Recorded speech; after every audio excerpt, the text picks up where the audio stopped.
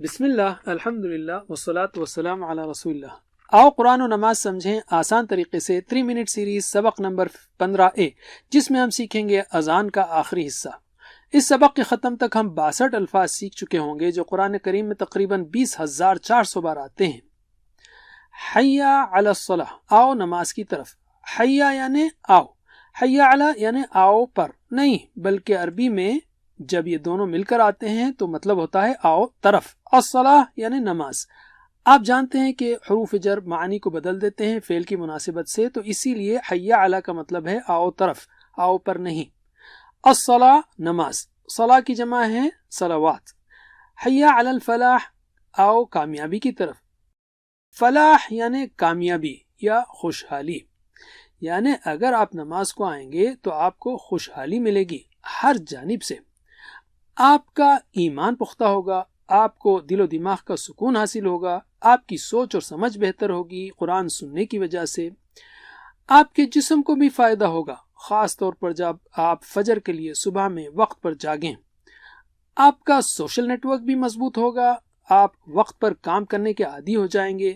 سب سے زیادہ اہم یہ ہے کہ آپ کو حقیقی اور ابدی خوشحالی ملے گی آخرت میں۔ جو شخص نماز کو نہیں آتا وہ یہ سمجھتا ہے کہ وہ کچھ ایسا کام کر رہا ہے جو اس کے لیے زیادہ فائدہ مند ہے۔ ایسا شخص اس بے وقوف کی طرح ہے جو جانا چاہتا ہے سیدھا اور بھاگ رہا ہے الٹی سمت میں۔ اذان کے آخر میں ہے اللہ اکبر لا الہ الا اللہ۔ یہ یاد دہانی ہے کہ ہمیں اللہ کی عظمت کو قبول کرنا چاہیے اور نماز کو آنا چاہیے۔ اگر ہم نہیں آئے تو اللہ کی عظمت تو ہمیشہ باقی رہے گی۔ اگر ہم نہیں آئے تو مطلب یہ ہے کہ ہمارا الہ کوئی اور ہے، اس معنی میں کہ جس کی اطاعت کی جائے۔ شاید ہماری خواہشات ہمارے الہ ہیں۔ اس لیے ہمیں یہ بات ذہن میں رکھنا چاہیے کہ لا الہ الا اللہ یعنی حقیقی الہ صرف اللہ ہی ہے۔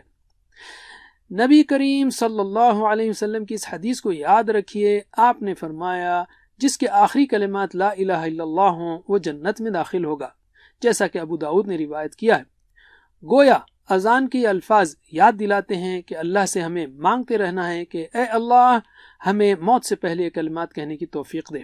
ایک ایمرجنسی ڈاکٹر نے عرب مسلم ملک میں تقریباً 10 لوگوں کو اپنے سامنے دم توڑتے دیکھا۔ ان میں سے صرف 1 یا 2 ہی نے کلمہ پڑھا۔